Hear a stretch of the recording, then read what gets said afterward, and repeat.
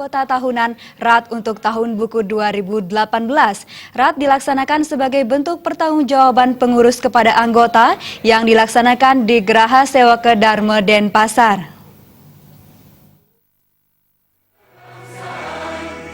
KPN Dharma Wiguna melaksanakan RAT untuk tahun buku 2018 yang diikuti oleh seluruh anggota KPN Dharma Wiguna. Kegiatan dihadiri oleh Kepala Bidang Bina Lembaga Koperasi Dinas Koperasi Kota Denpasar.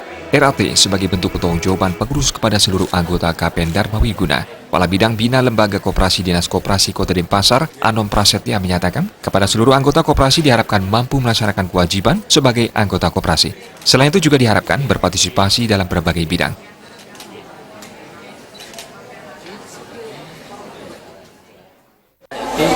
Bisa bertanya dalam diri, sudahkah mereka itu melaksanakan kewajiban selaku anggota?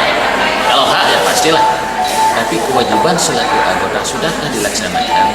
Kewajibannya itu apa? Ya, berpartisipasi dalam setiap usaha, baik simpan pinjam, baik usaha konsumsinya.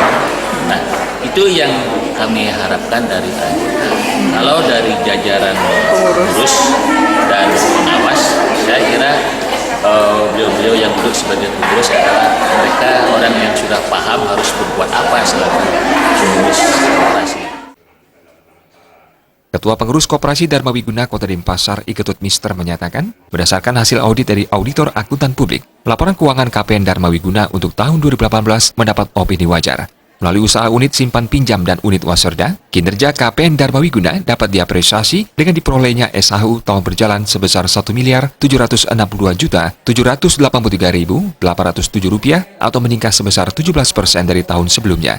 Sampai akhir Desember 2018, jumlah anggota KPN Dharma Wiguna sebanyak 2.804 orang.